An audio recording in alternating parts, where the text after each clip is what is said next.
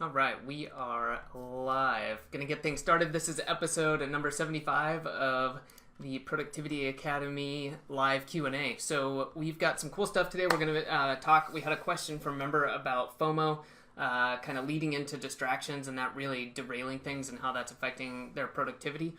And then wanted to additionally share some information about MissingLettr, which is a service that I use, and I had a really good interview with the founder or creator of MissingLettr, Benjamin Dell, the last week. So going to talk about that a little bit, show you how I use it, how you can use that to automate some of the tasks with social media in a good way. And it was a really interesting conversation with Ben, and I'll tell you a little bit more about that. But before we get into that, if you're watching live, go ahead and you can ask questions, and I'll check them out on the side of the screen from time to time, and if as time allows, we'll answer those and get to that stuff. If you're not watching live, you can see in the description below where to come join us, how to do all that, and if you're just watching on YouTube and checking this out after the fact, you can of course subscribe to the channel, stay up to date with the live Q&As, as well as other app reviews and a lot of other content that we put out. So that is all of the announcements I think I've got today. I'm going to check out this first question. So let's see. The first question was they were talking about having trouble with finding the priorities to do in the first place. All right, so that's one thing. And then staying on track to get that done. So as an example, they open their phone to do something specific and then find themselves looking at something else like emails and then going down that thread instead. So like opening their phone to do a needed post and then end up reading emails and download a book on Audible or Amazon. I feel your pain. Shiny object syndrome. I seem to have FOMO, fear of missing out, and I'm always worrying that I could be missing something important, but instead you end up not getting things done that are crucial to your business. Okay, so there's several things going on there, but first I want to say that is totally normal. You're in good company. I think this happens to everyone, and it's more a matter of doing what you've done. You've already recognized like where the major issues are, so you're a step ahead instead of just saying like, gosh, I don't know what's going on and I just feel like I'm getting sidetracked, because that's not the best place to be in, because you don't know yet what's going on. But right now you're really identifying it, and so maybe there's more going on here than just your phone. But let's start with that. So you've already identified what the issue is, and so maybe you do need to do a post on your business page. But what I'm going to say is kind of two parts here. But you set your environment. Like right now, my phone is over here. It's literally out of reach. Now, granted, I'm doing a live stream. I'm not going to just pick up my phone and start checking stuff. But that's done on purpose. My desk is wide enough that I can set it so like I have to get up and lean over or grab that. Or I could put it in the back on like a shelf. Sometimes I do that so it's out of the way. And I definitely, regardless, have it face down while I'm working. And I think that understanding what your big distractions are, and if it's the phone, then take a more extreme action and see what happens. So let's say if you work in your home office, try putting your phone in the bedroom, in the kitchen, put it somewhere else. Okay, there's almost no reason I can think of, especially if you're running your own business, why you would literally have to have your phone on you. And if not, you need to work around that. You know, maybe you're having to answer phone calls. But again, you start setting that environment, and if you're just totally overwhelmed, you just make it a small part, like maybe 1 hour a day you don't check your phone or you don't have it on you, and most people can carve that out, and then you start kind of pushing things out from that so that you have more time. So again, I would say if you open your phone to do something specific, then you know what it is you need to do, and then you should be able to set a time. So maybe if you're really productive in the morning, you don't do posts on your business page between 8 and 11. And instead you do that as an afternoon task. From having done posts myself, they generally don't take, that's not like a super high priority in terms of your mental capacity. I'm not saying that, it doesn't require thinking or anything like that. You spend a lot of time on it sometimes, or you have a hard time writing. But in terms of like what the most important thing you're going to do is that day, that's probably not it. So you could relegate that to the afternoon or times where you don't need like the critical thinking. So I think that is probably the best way to do it. And then leave your phone, like I said, like really design your environment. And this doesn't have to be some super complicated thing. It may just be, hey, when I come in and do my daily review, part of my process for myself is where's your phone at?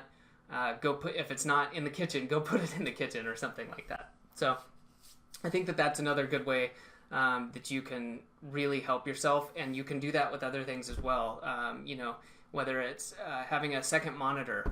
So like I have a main monitor in front of me, I have another one on the side, and occasionally I'll just turn that one off on the side because that's generally where I'll keep things like Slack and a lot of communication stuff. And sometimes if I just need to focus and I'm writing or I'm writing a process down or I'm recording something, I just don't need to see it. And nothing is good is gonna come out of that. If I get like a flashing alert, it's gonna distract me.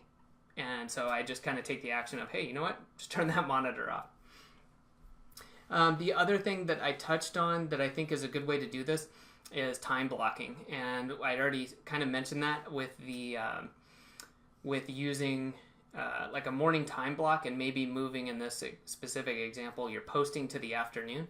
But really blocking out tasks so that you're not using things that distract you.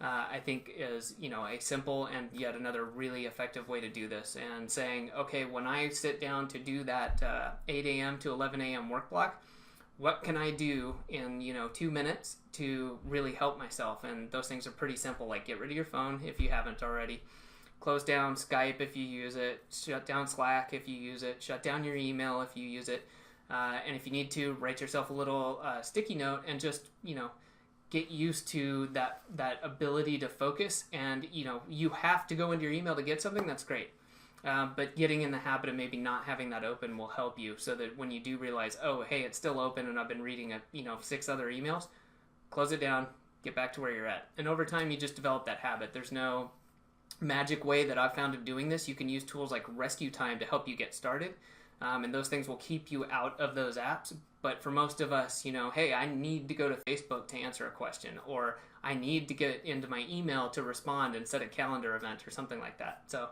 I think that that's a good way to start that habit. The last thing on this I want to talk about is setting up a time each week. And you can do a lot more with this, but I think that one thing you should do, and anyone who's got this same issue, is set a time to review what's working for you. Right? And, this could be 10 or 15 minutes, 30 minutes, an hour, whatever you can devote to it. But saying, what am I doing that's working and what isn't, and what could I do about it? Setting up this time and saying, well, the person who wrote this comment about getting sidetracked, especially using their phone, clearly they know that there's an issue with their phone. So setting down now and saying, well, I've tried putting my phone in the kitchen, and either that's worked spectacularly over the last week, I'm going to keep doing it. Or, no, I missed some client calls, so I need to maybe keep it on silent, or the next step is to reschedule client calls so I don't get them between these times, blah, blah, blah. Whatever it is, but that time to review and see, hey, is this stuff working or not? And then what can I do to get some better results like that? Cool. Good question, and certainly something that takes work. That's the bottom line, right? With a lot of this stuff is fundamentals, but helping yourself along the way, so that you can get a lot more done. And over time, you'll develop the better skills and time management to help yourself make these changes more quickly. But you've already got the first part down by already knowing that, what the main issue is. So I'm going to go over here and grab some water and check out and see if we got any questions.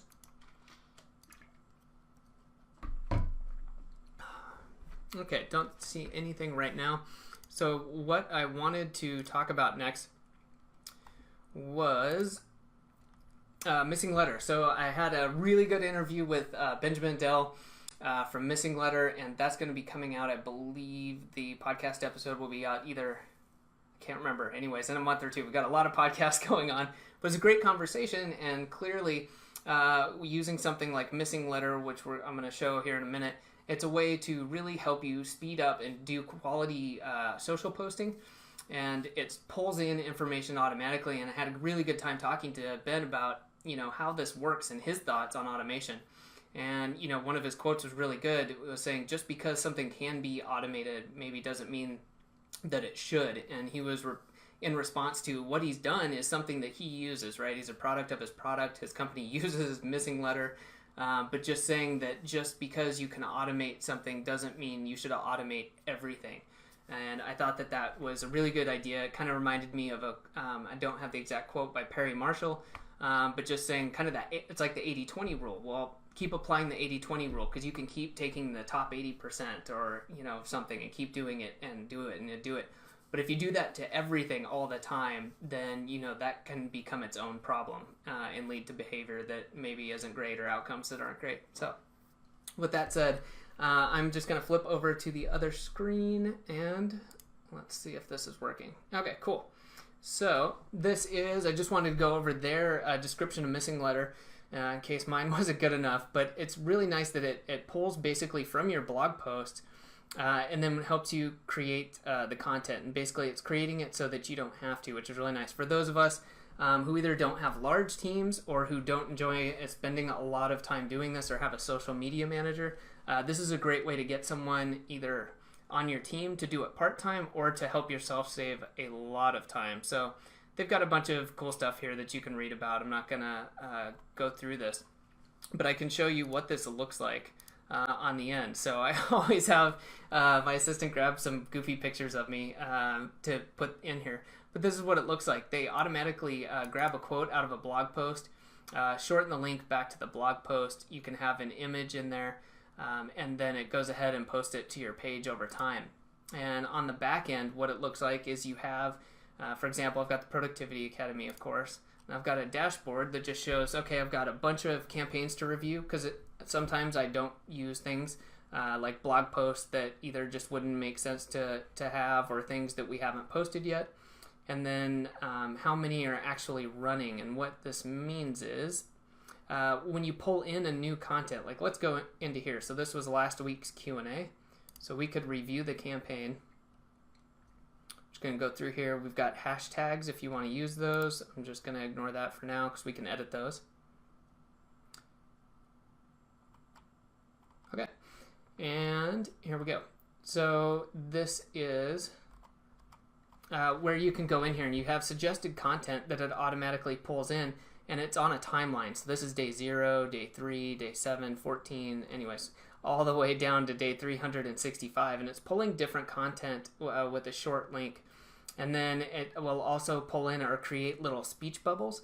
And then if you want, you could use images from a place like I think it's Pexels. There's a couple others. If you don't have access to like a place to use images, of course you don't want to use copyrighted stuff. If I go out and either use my own images that I've created for blog posts, or there's lots of other places. But again, you can cycle through. You have options for the different quotes to use. You can use a quote bubble or a picture, quickly upload. You can change the image, manually edit.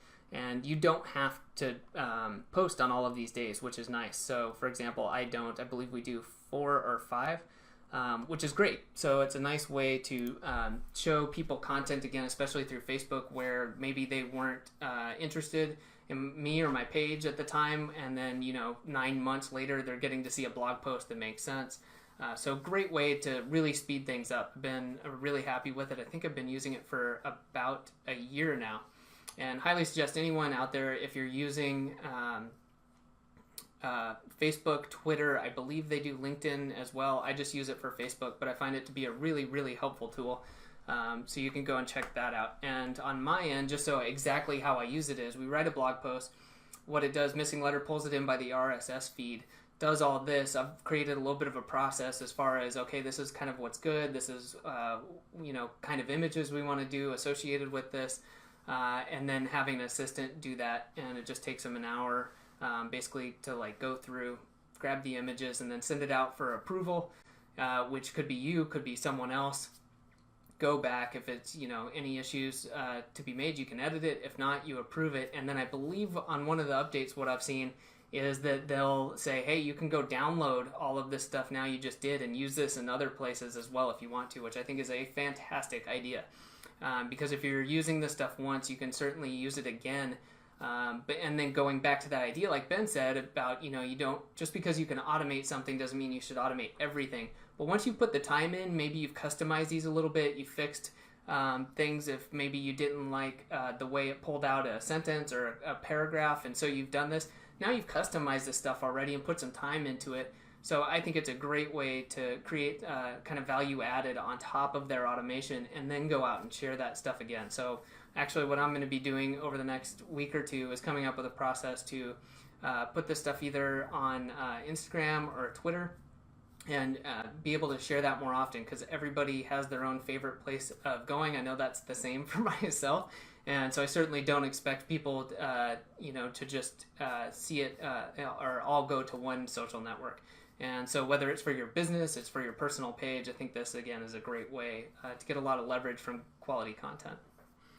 So with that said, let me hop over again and see.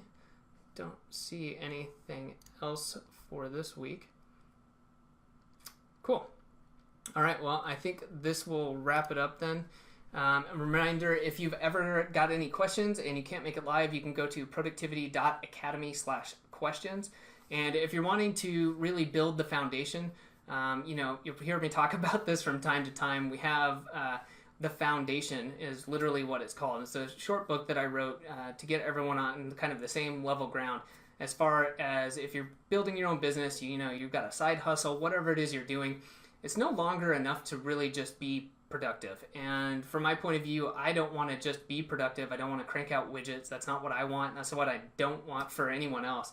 But I realized, over several years of building my own businesses, I quit my job as an engineer, and through a lot of blood, sweat, and tears, realizing that, you do need some sort of a framework, and it needs to be able to accept these different tools, right? Because there's no app or tool that's going to fix your time management or make you productive.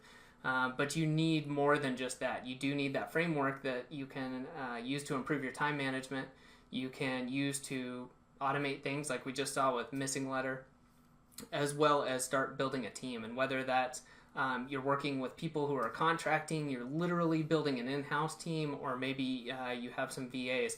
But getting those areas and getting a framework together that can help you grow is one of the most important things I think you can do, because this translates across any business, right? It doesn't matter if you're doing information products, doesn't matter if you're e-commerce, it doesn't matter if you're a physical goods store. You need to have a handle on all of this stuff, and then you can grow with that foundation. So go check it out. You can go to productivity.academy/thefoundation, find out more, grab it, and put it to work. So that'll do it for this week. I'll look forward to seeing everybody next week.